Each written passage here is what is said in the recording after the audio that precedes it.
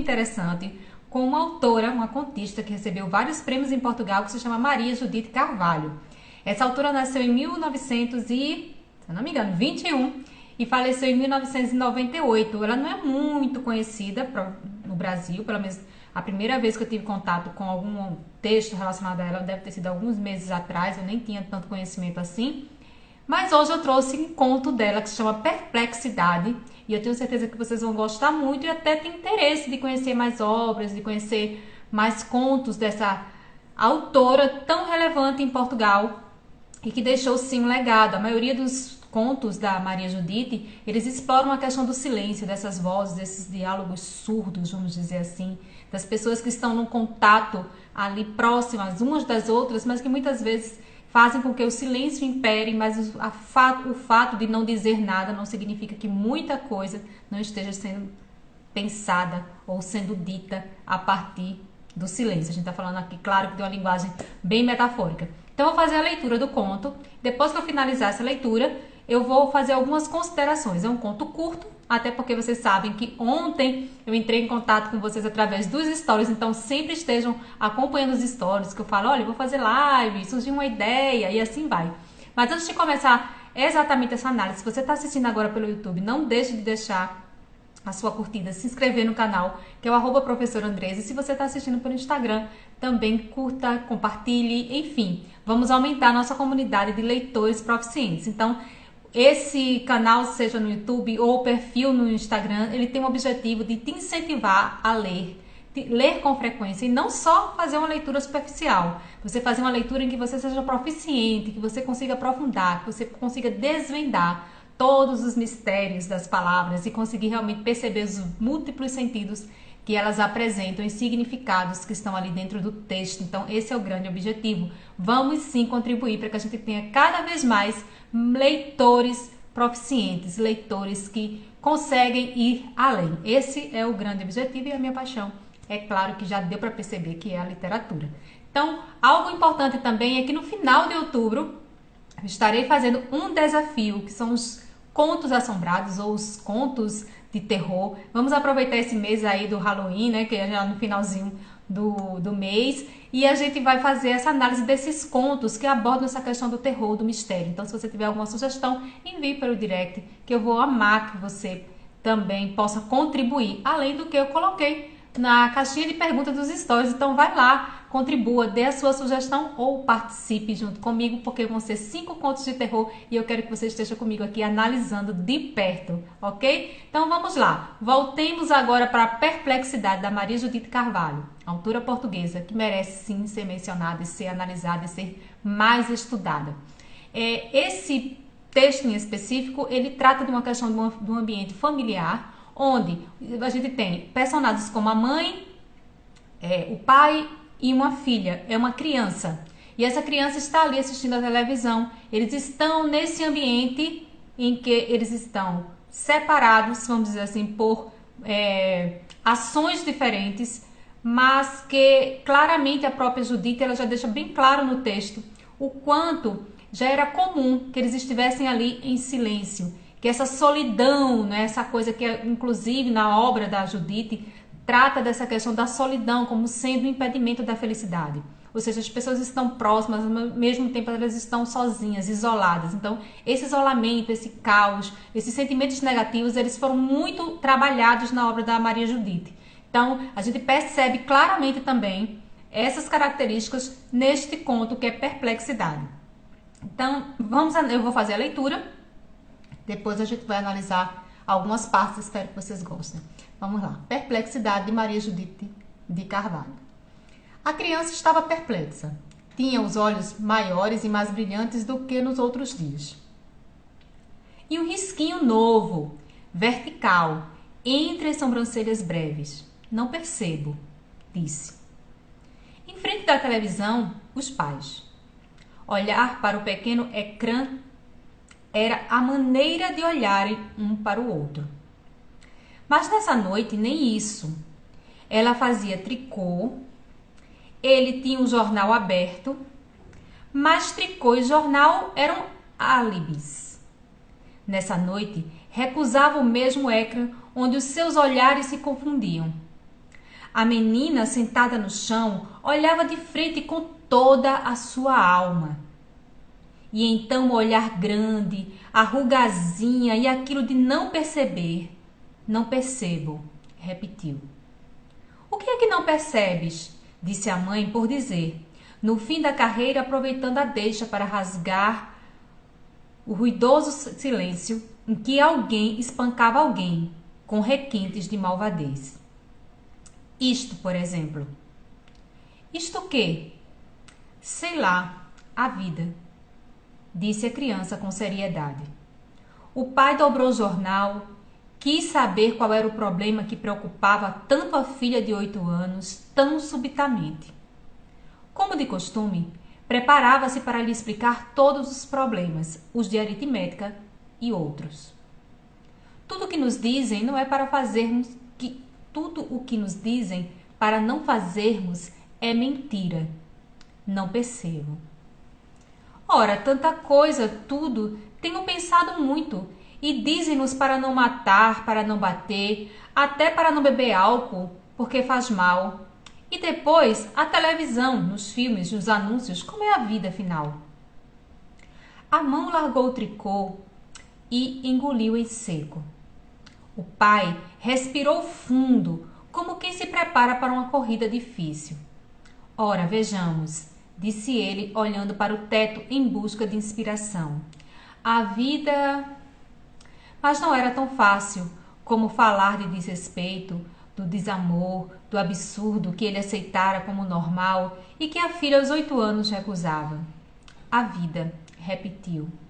As agulhas do tricô, recomeçado a esvoaçar, tinham recomeçado a esvoaçar como pássaros de asas cortadas. Então vamos lá. O título do conto, ele já nos anuncia que algo de chocante vai acontecer durante a narrativa, porque é algo que nos causa perplexidade, é algo que nos deixa atônitos, surpreendidos, né? Nos fazem pensar ou ficar chocados com alguma situação. Nós vemos que o início desse conto, ele já apresenta o quadro familiar de distanciamento entre essas pessoas. É comum que logo aqui a gente perceba logo que eles estão em frente à televisão, porque era a única coisa que os fazia estar mais próximos, embora cada um estivesse olhando ali a tela da televisão e eles não estivessem olhando uns para os outros. Ou seja, até o momento que deveria ser de proximidade, também é um momento de isolamento, porque estão ali no mesmo ambiente, mas eles não conversam, eles não se olham, eles não interagem. Eles estão ali fixos, né, moldados, observando atentamente aquela tela ali da televisão. Só que, em especial neste dia, no momento da narrativa, sequer eles estavam cumprindo esse ritual de isolamento que hipocritamente denotaria um momento de reunião familiar, visto que não havia uma interação entre eles.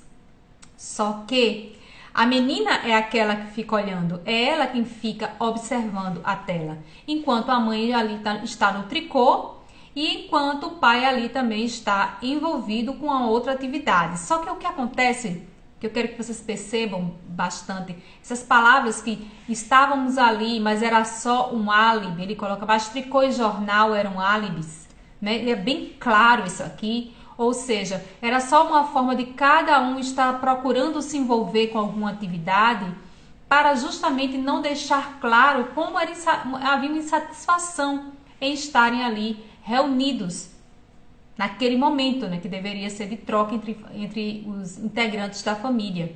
Então, claramente já vemos que há um problema ali naquela família, um problema de isolamento, eles não querem conversar, eles estão unidos para quê? Qual seria, então, a razão deles estarem ainda unidos? Seriam questões de sociais? Eu preciso explicar alguma coisa para a sociedade? Eu quero cumprir um ritual? Eu quero aparentar, mostrar alguma coisa? O que é que me faz estar em família? Estar ali com pessoas que eu sequer me comunico, que eu não converso, que eu não interajo? Então, são momentos em que a gente para pensar que essas situações cotidianas que aparecem dentro desse contexto do conto, dentro de um ambiente familiar, de repente não estão tão distantes daquilo que acontece em algumas famílias, que muitas vezes estão reunidas por estar, mas não interagem, não existe ali nenhum tipo de relação, vamos dizer assim, afetiva, próxima entre eles. É como se fosse só para mostrar na tela. É como se fosse só para dizer que existe, mas não existe de fato algo real. E essa informação, essa característica da família dentro desses parâmetros vai entrar também em sintonia com a reflexão que é realizada pela menina que tem apenas 8 anos, que é a criança ali do ambiente, que consegue não se conformar com algo que ela vê na televisão, que é a cena dessas pessoas se batendo, e ela diz não percebo. A gente sabe que não percebo é uma expressão bem portuguesa, né? Não percebo, ou seja, não entendo, não compreendo, ou não estou de acordo. E aí, quando ela diz não percebo a primeira vez, ela fica atônita, os olhos arregalados, não é? A gente vê ele fala da linha, né, entre os olhos, ou seja, algo que realmente chamou a atenção dela. Há uma descrição física, né, do rosto da menina, do quanto ela está perplexa, atônita com a situação. Mas a gente vai perceber também que ela diz 2 vezes que não percebe, ou seja, eu não entendo, eu não compreendo isso que está acontecendo. E aí é quando a mãe pergunta o que é que ela estava olhando ali, que ela não consegue aceitar. E aí a menina faz uma reflexão brilhante para a idade dela, né? Ela não se conforma com aquela situação, mas que ao mesmo tempo, se a gente for perceber, toca de alguma forma até na própria relação existente dentro do seu próprio seio familiar.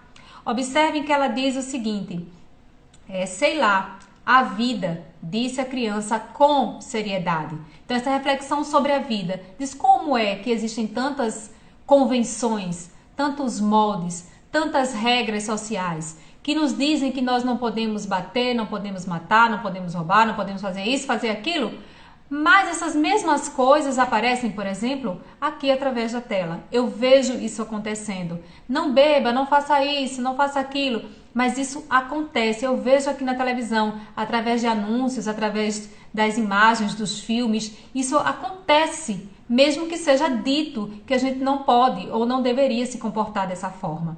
O pai, ele fica intrigado, ou seja, mostra aqui claramente que era comum que ele explicasse à filha como determinadas coisas, mas nesse momento ele tem muita dificuldade de explicar. Ele olha para o teto tentando buscar algo que elucidasse aquele fato ou que fizesse algum tipo de reflexão capaz de fazer com que a menina compreendesse alguma coisa a respeito da vida, porque ela não aceitava essa incoerência entre o que aparecia, por exemplo, na tela e aquilo que era dito ou que era falado. E aí, por que a gente puxa agora para essa relação familiar?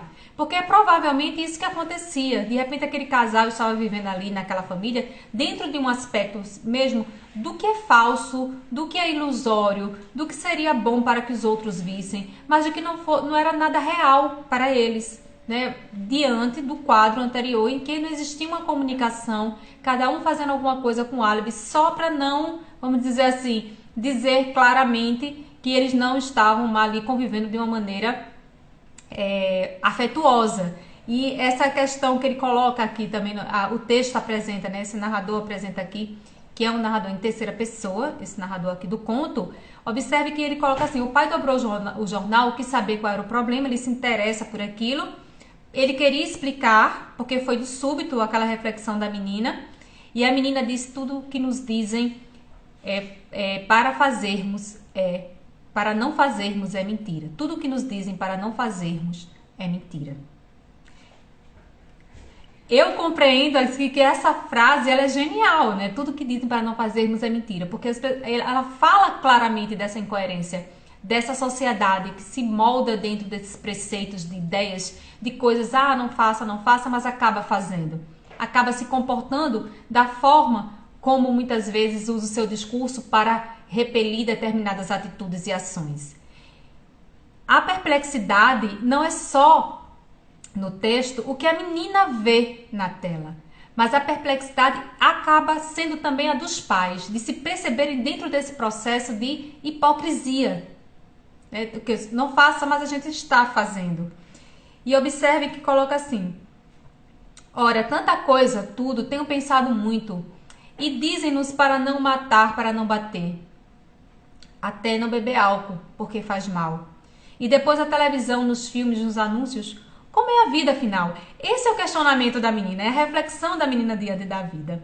Mas o próprio pai, como adulto, ele tem uma grande dificuldade de dizer alguma coisa a ela que fosse, vamos dizer assim, coerente, no sentido dela entender como é que é a vida entre aquilo que a gente fala e aquilo que a gente faz. Né? Quais são as incoerências nesse sentido, da própria sociedade, da vida como um todo. E aí ele diz, ora, vejamos, ele diz olhando, buscando inspiração, tentando pensar como eu respondo isso à menina, quando ele começa a vida, e aí ele nem consegue falar, porque aqui o parágrafo diz, mas não era fácil como isso mas não era tão fácil como isso falar do desrespeito, do desamor, do absurdo, que ele aceitara como normal. Ele aceitara como normal. Ou seja, é diante da perplexidade da menina e de uma situação que ela traz a partir de uma cena que ela vê, de uma reflexão que ela faz a partir da vida como um todo, que ele se coloca também nesse estado de perplexidade. Como é que a minha filha ela não aceita que a vida seja essa pura hipocrisia, essa incoerência total, e eu já aceitei? Então, por isso que eu estabeleço aqui uma relação entre essa aceitação que ele acaba tomando consciência que tem, dessa vida de desrespeito, de desamor, de hipocrisia total, relacionada com certeza ao fato da sua própria situação, né, a situação familiar na qual ele estava inserido. E ele diz, a minha filha aqui, né, o narrador diz que a filha recusa aos 8 anos. E ele já um homem adulto, aceita normalmente essas incoerências, aceita diretamente essas hipocrisias, né? E vive uma hipocrisia. Então, a vida, repetiu, ele não consegue completar. E lá em paralelo, a gente tem aqui a mãe, as agulhas do tricô tinham recomeçado a esvoaçar como pássaros de asas cortadas. Uma cena muito bonita no final, né? Muito legal aqui essa comparação, né? Desse recomeço a esvoaçar e pássaros de asas cortadas. Eu acho que a família ali no momento... Existe uma coisa desse conto assim, de muita introspecção, de uma reflexão, de um questionamento, não é? A respeito da vida. Olá, seja bem-vinda. E é bem interessante que esse conto em específico, ele traz justamente essa ideia aqui, que eu acho brilhante, né? A gente pensar sobre essa vida que muitas vezes é só moldada nas aparências, mas que não contempla, né? Não contempla o que é real. Muitas vezes as pessoas falam muito, né? E a menina, ela traz isso, ela no conto ela traz essa ideia de que como é que é essa vida, né? Essa vida, na verdade, é uma mentira, porque parece que as pessoas falam coisas, mas elas se comportam em desrespeito, em desamor, em falta de consideração, em dizer coisas que a gente não deve fazer, mas os anúncios, a televisão, enfim, tudo gira em torno daquilo que a gente não deveria fazer, mas é pregado como que a gente não deveria, mas aparece como se deveria fazer. Então, o conto é bem curto, bem interessante. Se vocês não têm ainda conhecimento a respeito dos contos da Maria Judite de Carvalho, que é essa autora portuguesa, comecem a pesquisar algo mais sobre ela. É bastante interessante essas reflexões que ela faz. Ela traz algo muito mais do metafísico, do filosófico, dessa ideia de que muitas vezes a solidão, a dor, né, esse contrassenso, essas incoerências, elas são comuns dentro da nossa sociedade, dos nossos relacionamentos. E esse conto aqui mostra claramente como um pai, uma mãe e uma filha ali no ambiente familiar, numa situação muito simples, cotidiana, podem trazer ali no seu comportamento e nas suas reflexões todo um sentido, vamos dizer assim, mais claro, novo, né, para a questão dessa vida que nós temos e que muitas vezes não corresponde àquilo que deveria ser, de fato. Então, eu falei para vocês a questão da nossa semana do desafio, que vai acontecer na última semana de outubro, Quem quiser contribuir, vai lá nos stories, coloca lá alguma sugestão para mim de análise de contos. Vão ser contos de terror, contos de assombração, de mistério, que vão ficar na última semana de outubro. E eu quero agradecer muito a participação de vocês. Vou deixar essa análise lá no YouTube, que eu tenho o @professora Andresa. Quem ainda não está inscrito, vai lá, se inscreva, compartilhe, curta os vídeos. Já tem mais de 80, já deu para ver que eu gosto de fazer as análises. E tem muitos desafios lá também, de Clarice Lispector, Machado de Assis. Existem vários desafios que já foram feitos. E eu quero agradecer demais a participação de vocês. Beijo para vocês e até a próxima.